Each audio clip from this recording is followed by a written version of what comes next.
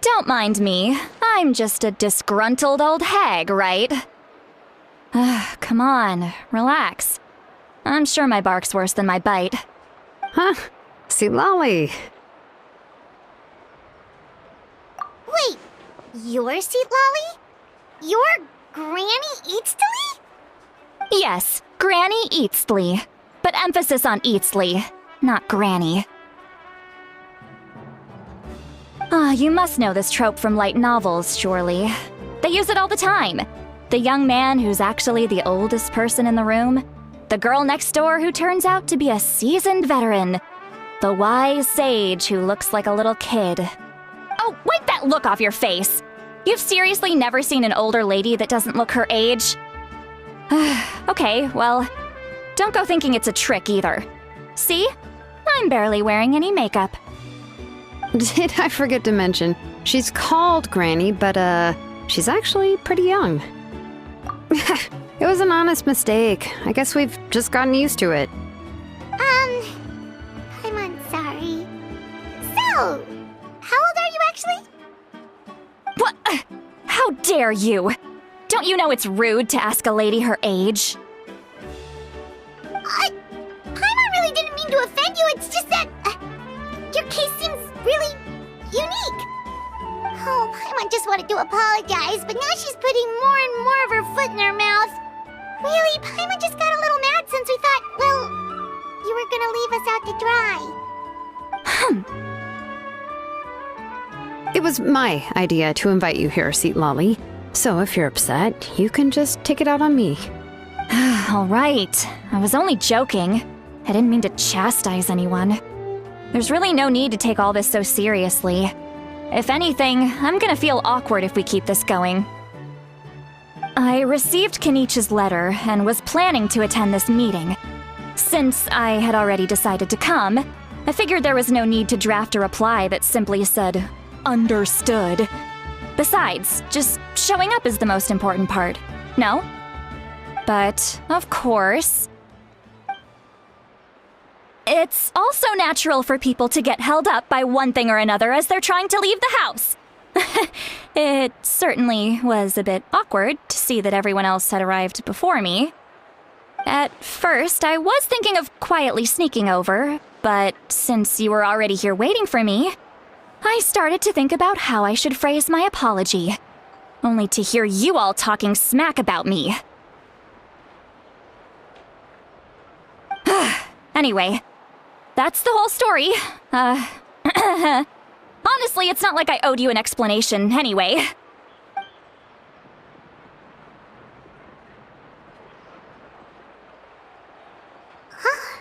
What's with that expression? Was she feeling embarrassed just now? When the Masters of the Night Wind say they struggle dealing with her, I wonder if the feeling is mutual.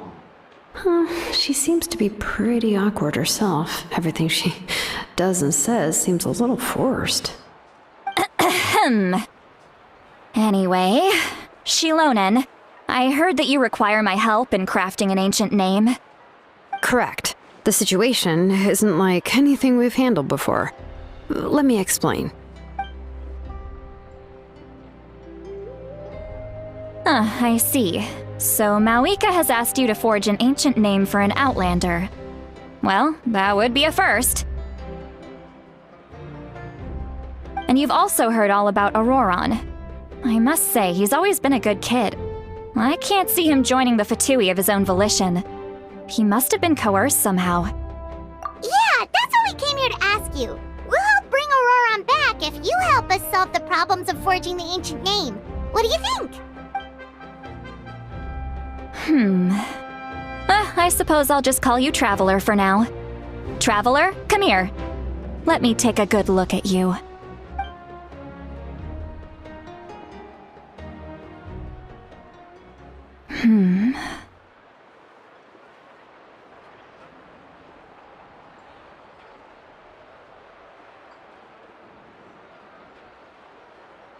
Wealth leads to unending conflicts between people.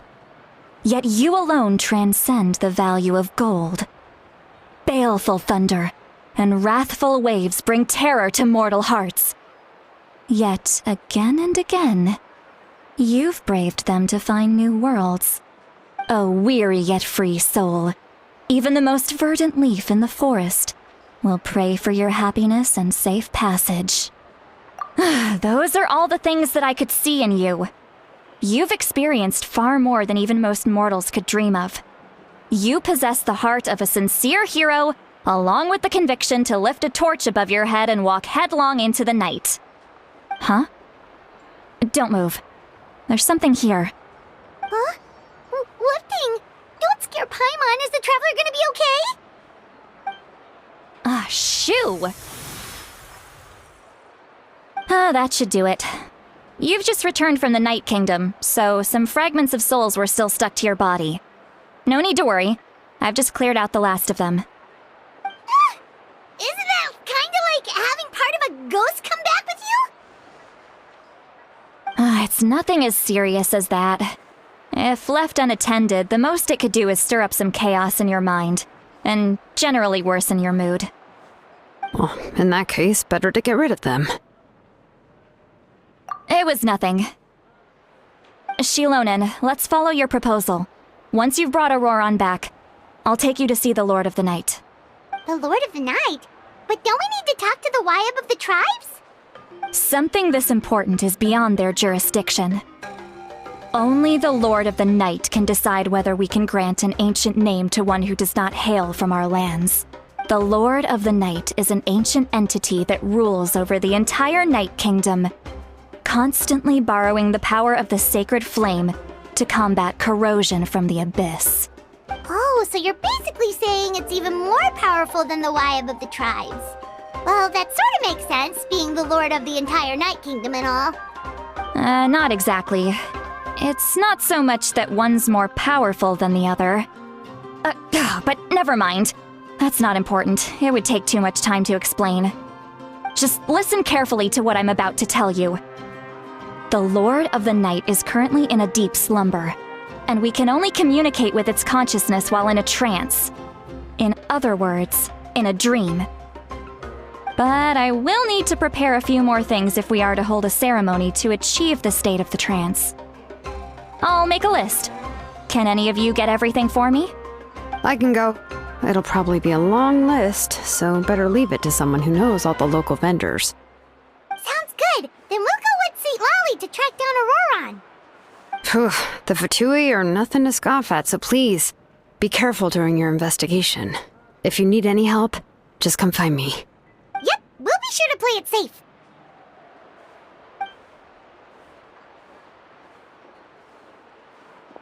All right, now it's time for us to catch that brat and bring him back. I'm sorry I made you wait earlier. It was actually because I decided to swing by Auroran's place to look for clues. He has always lived alone, and I found a broken jar in his house.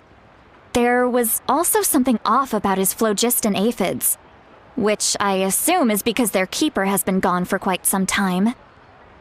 And interestingly enough, I saw some slash marks in the house that did not match any of our local weapons. My guess is they were left by Snezhnayan arms. Oh, sounds like the Fatui broke into his house and took him hostage. But why would they kidnap a kid who just spends his days living in the country and raising aphids? He's only in his 20s. What would they want with him? That's not to say that I believe he's totally innocent, of course. Since he's the only one who was kidnapped out of everyone in Natlan, he must have done something to attract their attention. In any case, we'll get to the bottom of this once we manage to get him back here. I'm truly sorry to put you two through all this trouble with me. But please help me get him back. You can count on us! All right, then let's start by heading to where Auroran was seen last.